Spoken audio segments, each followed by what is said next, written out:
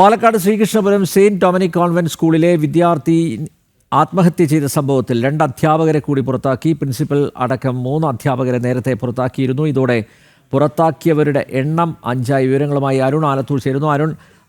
അരുൺ, നേരത്തെ റിപ്പോർട്ട് ചെയ്തതുപോലെ ഈ ആത്മഹത്യ ചെയ്ത വിദ്യാർത്ഥിനിയുടെ ആത്മഹത്യാ കുറിപ്പിൽ അധ്യാപകരുടെ പേര് വിവരം ഉൾപ്പെടുത്തിയിരുന്നു.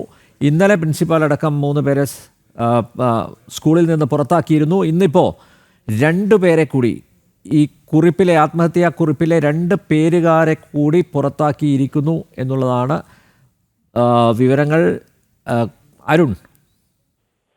അനിൽ പേർ, ഈ ശ്രീകൃഷ്ണപുരം സെന്റ് ഡൊമിനിക് കോൺവെന്റ് സ്കൂളിലെ വിദ്യാർത്ഥിനിയുടെ ആത്മഹത്യയുമായി ബന്ധപ്പെട്ട് ഇന്നലെ നേരത്തെ പറഞ്ഞതുപോലെ പ്രിൻസിപ്പൽ അടക്കം 3 പേരെ പുറത്താക്കിയിരുന്നു. ഇന്ന് ഈ അധ്യാപകർക്കെതിരെ ഗുരുതര ആരോപണങ്ങളുമായി ആശിർ നന്ദ ആത്മഹത്യാ കുറിപ്പ് എഴുതിയെന്നതായി സുഹൃത്താണ് വെളിപ്പെടുത്തിയത്. ഈ കുറിപ്പ് സുഹൃത്ത് പോലീസിനെ കൈമാറുകയായിരുന്നു. 5 അധ്യാപകർക്കെതിരെയാണ് ഈ കുറിപ്പിലെ ആരോപണം. തന്റെ ജീവിതം സ്കൂളിലെ അധ്യാപകർ തകർത്തു എന്ന് ആത്മഹത്യാ കുറിപ്പിൽ ആശിർ നന്ദ എഴുതിയെന്നതായിട്ടാണ് സുഹൃത്ത് പറഞ്ഞത്. ആത്മഹത്യാ കുറിപ്പിൽ പേരുള്ളത് അമ്പിളി, അർച്ചന എന്നീ അധ്യാപകര കൂടെയാണ്. അതായത് നേരത്തെ ഉള്ള ആളുകളെ കൂടാതെ 2 പേർ കൂടെ ഉള്ളത് അമ്പിളി, അർച്ചന എന്നീ അധ്യാപകരാണ്. ഇവരെ കൂടെയാണ് ഇപ്പോൾ മാനേജ്മെന്റ് പുറത്താക്കിയിരിക്കുന്നത്. ഏതായാലും അധ്യാപകർക്കെതിരെ ഉയർന്ന ആരോപണങ്ങളുടെ പശ്ചാത്തലത്തിൽ PTA യോഗവും ഇന്ന് ചേരുകയുണ്ടായി. ഈ യോഗത്തിൽ മാതാപിതാക്കൾ തങ്ങളുടെ മക്കൾക്കുണ്ടായ ദുരനുഭവങ്ങൾ വിവരിക്കുകയും ചെയ്തു. PTA യോഗത്തിനിടയിലും വലിയ വാക്കേറ്റവും ബഹളവും ഒക്കെയായിരുന്നു ഇന്ന് നടന്നത്. പ്രതിഷേധത്തിനൊടുവിൽ പുതിയ ഭാരവാഹികളെ തെരഞ്ഞെടുക്കുകയും ഉണ്ടായി. വിദ്യാർത്ഥികളുടെ രക്ഷിതാക്കളുടെയും പരാതികൾ പരിഹരിക്കാൻ നടപടികൾ സ്വീകരിക്കാൻ യോഗത്തിൽ തീരുമാനിക്കുകയും ചെയ്തിട്ടുണ്ട്.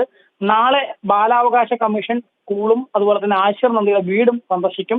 മാത്രമല്ല സ്കൂൾ തിങ്കളാഴ്ച മുതൽ തുറന്ന് പ്രവർത്തിക്കുമെന്നുള്ളതാണ് മാനേജ്മെന്റ് നിലവിൽ അറിയിച്ചിരിക്കുന്നത്. നിലവിൽ ഏതായാലും ഈ കുട്ടിയുടെ മരണവുമായി ബന്ധപ്പെട്ട് കുട്ടിയുടെ ആത്മഹത്യാ കുറിപ്പിലുള്ള 5 അധ്യാപകരെയും പുറത്താക്കിയിരിക്കുകയാണ്.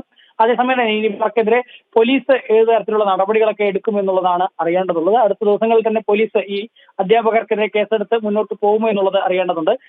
ശ്രീകൃഷ്ണപുരം സ്കൂൾ ശ്രീകൃഷ്ണപുരത്താണെങ്കിൽ പോലും ഇതിന്റെ കേസ് നടക്കുന്നത് കുട്ടിയുടെ വീട് സ്ഥിതി ചെയ്യുന്ന നാട്ടുകലിലാണ്. അതുകൊണ്ട് തന്നെ നാട്ടുകൽ പോലീസായിരിക്കും ഇനി തുടർ നടപടികൾ ഇതിൽ സ്വീകരിക്കുക എന്നുള്ളതാണ്.